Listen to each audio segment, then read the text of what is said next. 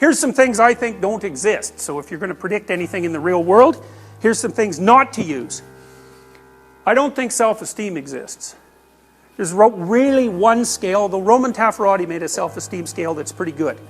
But the standard one is the Rosenberg, and I can't remember how many items it has. 15 or something? Not enough items to really be reliable.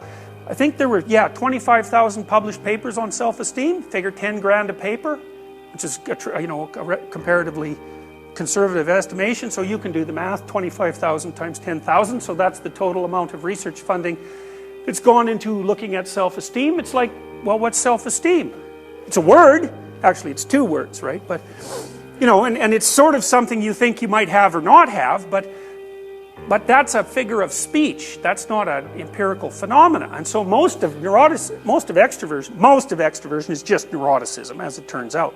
It's like if you have a lot of negative emotion, you don't feel that good about yourself. Well, isn't that a surprise? You have a lot of negative emotion. And if you want to fix it up a little bit, then you can also subtract positive emotion from that, because if you have a lot of negative emotion and you don't have a lot of positive emotion, so that's neuroticism minus extroversion, then your self-esteem is even lower. And then maybe over time conscientiousness starts to make a bit of a difference, right? Because if you're conscientious and you work hard, you can start to see that that's paying off, and Taffarati's done some work that seems to sort of indicate that. But, the first thing that happened is everybody went on a self-esteem bender, even though the measures were pretty appalling, and even though you could, model it with the big five. And then one of the things that happened as a consequence of that was that the whole California school system started to teach students self-esteem. It's like, what makes you think you should have high self-esteem? Like maybe you're a miserable little worm. God only knows, right? It's not the case that you should have a good opinion of yourself in every bloody situation. What if you're a bully who pounds people out in the schoolyard? Bullies, by the way, do have higher self-esteem than normal. So because it's not like they're feeling bad about themselves when they pound you, they're feeling bad about you. And the best work, the low self-esteem equals bully hypothesis, lots of people believe that. But if you read Dan Olweus, who's the world's leading authority on bullying and who's actually done something about it, what he says is that bullies have inappropriately high self-esteem, which is why they think they're in a perfectly good position to pound you out if you happen to be on the playground. So it's not like they're suffering from a neurotic weakness of self-image. It's quite the contrary.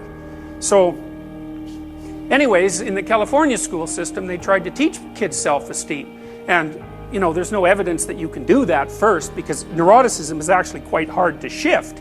So, and if we knew how to treat it, well, hooray, everybody would be thrilled about that, but it's not easy. And second, there are people like, what's her name? Jean Twenge, used to be a student of Roy Baumeister's, who claims that all that self-esteem training has just, made younger people like you guys more, what do you call that? Narcissistic. Yeah, because the self-esteem becomes disconnected from the actual accomplishment, because you might hope, well, you'd sort of feel good. How good should you feel about yourself? Well, you might say, well, you should grant yourself the right to exist like you do everyone else. That's sort of like a basic human right. As a human being, you're valuable. And then maybe you should sort of think you're about as valuable as other people roughly think you are. That seems about right? So the right amount of self-esteem would be your perception of your value within the context of a group. It's got to be something like that. So there should be a concordance, because like maybe you need to improve, could well be, and are you going to improve if you're feeling really good about yourself? Well, the answer to that is, well, we don't know. How much misery about yourself do you have to have before you're motivated to improve yourself? None? Well, that doesn't seem right, but we also don't know whether it's shame or guilt or anxiety or pain or, these negative emotions that motivate you. Now, it's clear that if you have enough negative emotion, that can paralyze you. But that's like depression and psychiatrically high levels of anxiety. That's not like low self-esteem. So that's a problem. I don't believe that working memory and executive function are distinguishable from IQ, especially G. Our research, we've done a lot of it. I've factor analyzed a battery of 10 dorsolateral prefrontal tests given to 3,000 people. It's a very big sample. We haven't published this for a variety of reasons, but one factor comes out. And Carroll's rule for IQ was you take cognitive tests, a bunch of them, You factor analyze them, you pull out the first factor, that's fluid intelligence. It's like, well, that's basically what we found. And so if you look at the correlation between each of the single tests and the first factor, it's only about 0.3 or 0.4. But that's also what you find in IQ tests. You know, each individual test only correlates with the aggregate at about 0.3. But if you aggregate enough of them, you get fluid intelligence, and it's just as solid as a rock. So emotional intelligence, not only does that probably not exist because it's agreeableness, you know how you always hear you need emotional intelligence to thrive in the workplace? It's like, turns out that's exactly backwards. Disagreeable people do better as managers in the workplace. So it's actually, if you lack emotional intelligence, you're more likely to be an effective manager. So an emotional intelligence is a great, you know, indicator of sort of pathology and psychology, because it was invented by a journalist. You know, you can't just have some word invented by a journalist and then go make a whole bloody, you know, enterprise out of it. You got to find out if it's really there. And there's not a lot of evidence that it is. And what does it mean anyways? Emotional intelligence. What does that mean? I can infer what you're feeling?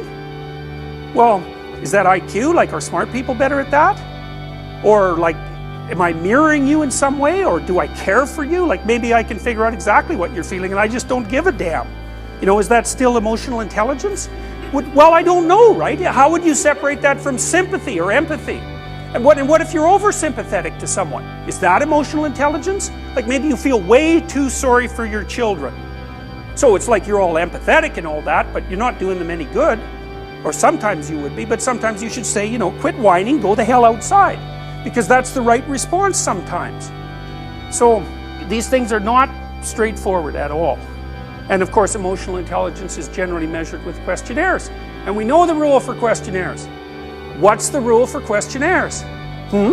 That's right, exactly. It's measuring one or more of the big five, either well or badly. Okay, so and as far as I can tell, that doesn't mean that personality has a 5-dimensional structure. I'm not making that argument, because who the hell knows?